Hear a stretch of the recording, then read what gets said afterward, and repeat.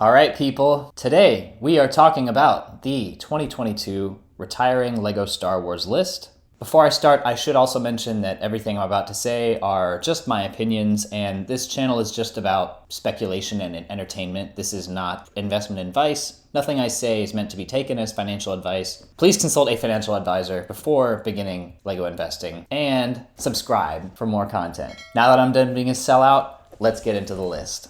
All right, first things first, we have the Defensive Hoth set. This is $14.99 in the US. I looked at past Rebel battle packs. To be honest, they don't do that well. And I know Hoth is popular right now. There's a Hoth AT-AT out right now, a Snowtrooper battle pack, a UCS AT-AT. I think the idea of this set is generally that it's a Hoth army builder. I know all the figs are exclusive, and it's nice that they have some nice printing on all parts of the figs. But to be honest, when you're talking about tiny little sets like this and the next one, there's just not enough return on your investment, to be honest, to justify investing in them. As we'll talk about with the next set, the Clone Trooper Command Station. Everybody's talked about this set. Everyone is doing jumping jacks over it. What I don't really understand is, at the end of the day, this set is a chance to turn $15 into what, after fees and shipping, $40, $30? You've made less than $25 in a transaction. And just to go to the trouble of shipping to different addresses or visiting different LEGO stores in person to get around the quantity limit, it just feels like, why am I going to all this extra effort just to make 15 bucks on a transaction at the end of the day? So everyone is worshiping this set, but to be honest, there are bigger fish to fry, as we will talk about with the Imperial Star Destroyer. This set is awesome. I personally don't own any of them. If I had the money, I would. It's very unlikely this set will be remade for, I would say, a few years. It's possible they could pull another Millennium Falcon and re-release this. It's also not really fair to compare this to the old UCS Star Destroyer, since that last one is literally 15 years old. And there were so many fewer people. There was such fewer a number of LEGO resellers back then. Hey!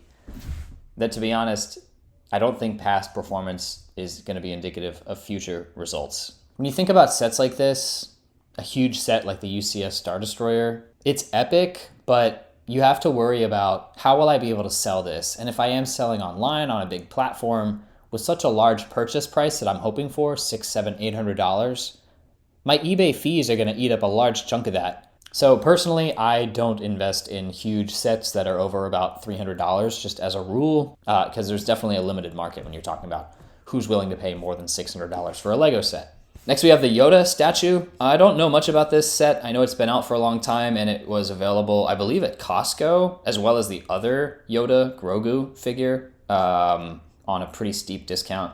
To be honest, this is kind of the UCS series. I guess you could compare it to like the General Grievous from all those years ago, but to be honest, I'm going to stay away from this one. I don't really have much of an opinion on this set. It doesn't really interest me. Next, we have the Boba Fett helmet, of course. This is the last holdover from that first wave of helmets, the TIE Fighter pilot and the Stormtrooper, alongside the Boba Fett. I do really like the color of this helmet. The design is really great. I think it looks great on a shelf next to some others. Sand green is also a premium LEGO color. So I think overall for this set, I think it's easily going to double in value within just a year or two, despite the long shelf life, potentially the large supply. Personally, I own just a few of these. I've picked them up right about on 50% discount. So hopefully I can get some more. Not sure if I can get them at that discount. Up next, of course, the 501st Legion Clone Troopers. I know there's been a lot of talk about this set. It's recently gone out of stock on Walmart. I've seen it listed there from third-party sellers as high as $48 already. So the era of the $24 501st Battle Pack may be limited. To be honest, I'm loading up on these. I know they're overly hoarded. To be honest, I just have a good feeling about the army buildingness of them. Clones generally appreciate, as we've seen throughout years and years, at least at $10 each. So by that metric, this should be a $40 set alone. Maybe make it a $50 set for the fact that it's sealed. This is random, but I also really like the boxes for this set. It's a really sturdy box. Same as the AAT. It's that 332nd design, but it's a kind of a glossy box. Really holds its shape well in shipping. Kind of like architecture boxes. Next, the Armored Assault Tank. I already have a complete video on this set. I think it's going to do really, really well. Click here to watch that video if you have for some reason not already done so. Millennium Falcon Microfighter. I know that this is, I believe, a holdover. It's the older of the two Microfighters on the shelf. This, definitely the principle that I talked about with the Clone Command Station applies. Why am I wasting my time with a set this small? I might buy one or two for my personal use or to throw in with like a huge set with a UCS Star Destroyer as a little thank you. To be honest, not going to be investing in this set. Darth Vader Meditation Chamber. I think this one is mostly gone in the USA. Good for the people that grabbed it from Walmart on discount. I expect it to do well. Both those figures are already making up the bulk of the MSRP. When you talk about it, those are over, I think, $45. Considering this set was, I think, $70, maybe $60, not too sure. Not a bad buy for those people, so I expect this one will do well. I missed out personally. I'm going to allocate my resources elsewhere. Resistance X-Wing. I almost loaded up on these last year at Big Lots when they were doing a 50% off, so I almost grabbed a bunch of these at $10. Kind of glad I didn't. I mean, the two figures, this may do okay. Again, it's a $10 set. Everything from the prequels, people kind of hate the Disney Star Wars sets, and so I don't see this one having much demand in the future. Same thing is kind of true with the AT-AT and Tauntaun. I know these have been on shelves for quite a while, kind of ubiquitously at supermarkets and everything. Keep an eye on that AT-AT driver. I think he might do well. A Rebel Trooper is also cute. It's not a bad set. I might pick one up for myself, but as an investment, I'm not sure these will do too well. Time could tell, though. This could be a sleeper. I'm not sure. This could be $40, you know, just because of the nice figures and everything. I believe they are unique. I'm not too sure. We'll check up on that. All right, so we actually checked, and it turns out that none of those figures are unique. This set I will not be investing in. Trouble on Tatooine. To be honest, this is probably the weakest set of the year. I know this was recently available as 40% off on Amazon, which is kind of crazy. I suspect this might be a perpetual shelf warmer, and I won't be investing in it. Imperial Shuttle, yes. This set, I don't know. To be honest, I was down on it for a long time. I know it's been available at Walmart on pretty good clearance deals, so I know there's a lot of copies in circulation. 3 minifigures. If we compare past shuttles, they have sometimes done well. So I'm kind of coming around to this set. I may pick a couple up if I can find them on a better than 30% discount. I'm kind of scared on this set because it is that $70 price point that the Resistance Y-Wing did a couple years ago. That is still available at under MSRP, which really sucks. I do know that this is a shuttle and that's a Y-Wing, and Y-Wings generally are kind of trash as far as aftermarket performance. So to be honest, maybe consider this set. Scout Trooper helmet. This set, I think it's going to be the weakest helmet. I do own a couple myself. I picked them up at 50% off, thank God. So even if this is a dud, you know, I'm not too bothered. But at the end of the day, Empire Strikes Back is kind of the best movie, I think, by a lot of fans. The original trilogy as a whole is kind of the bread and butter of the Lego Star Wars release lineup. It seems like there's always an X-Wing, always a TIE Fighter, always a Millennium Falcon, always something like that going on. So it does seem like Return of the Jedi is kind of perpetually relevant, and especially if they did something like a big Endor scene or like a big ATST again, kind of like that UCS ATST. I could totally see this Scout Trooper helmet totally coming into demand and doubling or tripling in price, but only time will tell. The Imperial Probe Droid, kind of a weird set. I feel similarly to this set as the last one. Empire is kind of the best Star Wars movie, so I suspect this might do well. To me, it doesn't really interest me, so I'm going to pass on it. Duel on Mandalore. I at first was really down on this set. Again, it's kind of a small set. Is there really much room to appreciate? Anyways, for this set, if you look at the past performance on both of these minifigures, I suspect it might actually do well. I do own quite a few of these as part of the Walmart 3-in-1 pack. I definitely jumped on that deal when that went on sale recently with Walmart. I think that's going to do really well. Not sure if I'll sell those as bulk or actually open up the pack and sell up the individual sets. We shall see. Moving on, the Imperial Armored Marauder.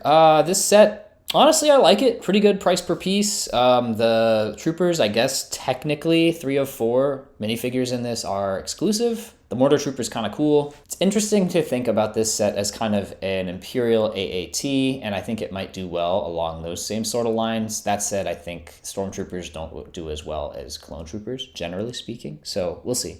Again, I own quite a few of these as part of the 3-in-1. The Bad Batch Attack Shuttle, aha! So normally, I would really like this set. 5 exclusive minifigures, or I guess 4 now, but still the only one is also in the Cad Bane, so whatever. I like the build. Personally, I love the speeders, the color, honestly. It took a lot of criticism, but this is a nice, rare color, so honestly, I'm a fan. I own a few copies of this set personally, purchased at better than 20% discount. I think it will do well in the long term, although I know a lot of people are recommending this set and have their eyes on it, so there's a chance this may be really, really hoarded. It's just a matter of how many sellers and at what point there's a race to the bottom. The Imperial Light Cruiser. This set, I don't have much of an opinion on. I know Star Destroyers do well. This is kind of an off-brand Star Destroyer from the Mandalorian show. This is not from a mainline Star Wars movie, so you can look at it like maybe this could be a ghost or like a large other Imperial ship, or this could kind of be a dud. I'm not too sure. I don't really want to stake this amount of money on the performance of just one exclusive minifigure, so to be honest, I don't own any of this set. I do think it's cool though. The Mandalorian Starfighter, kind of a similar thing here as the Bad Batch Attack Shuttle. Great set, I love the colors. The prior set did really well. I know the minifigures are really, really desirable here. Again, though, I do worry that it may be overly hoarded. That said, I do own quite a few of this set, and I do expect them to do well post-retirement. So this set, it may be hoarded. I still think it's going to do really, really well. Armor's Mandalorian Forge. These figures are really cool. To be honest, this build, it's okay, but when you think about the long history of LEGO Star Wars sets, let's be honest, this one ends up in the bin. Thing about this set, it's been really hard to get at a discount, being only available from LEGO or from the certain retailer. I know one time it was available for, I believe, $24 or $25, but that was only for a brief time. Personally, I didn't pull the trigger, and I think that they capped the quantity on this really tightly at like only one most of the time, maybe 3. But for the most part, it's really, really hard to get this set in quantity for online shipping. You have to go out into the world and purchase these. I guess if anyone went out and purchased these during that price match period and got a boatload of these at 25 each, then good for you. You deserve to double your money.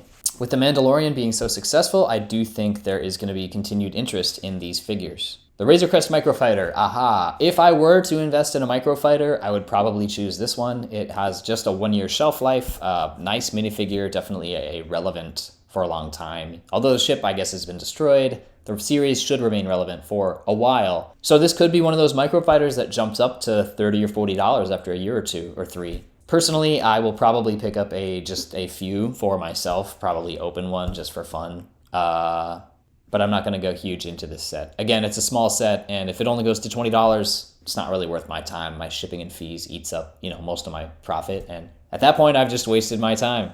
Lastly, I guess we have the Advent Calendar. Of note this year, that yellow clone, that is Mr. Desirable yellow clone this year. So that figure alone, I think, is like $22, like half the value of the Advent Calendar. I suppose maybe you could do some sort of thing where you buy these in bulk, strip out that figure, sell the remainder, and maybe part out that figure. Not too sure. That gunship looks really good, to be honest. The Bad Batch shuttle looks like a B-wing there, an interceptor. So to be honest, oh my goodness. Tri-Fighter, Hoth turret, Snowtrooper. I just realized I'm buying the damn Advent Calendar this year. I'll see you guys in the next video. Be sure to subscribe. Thanks so much. Peace!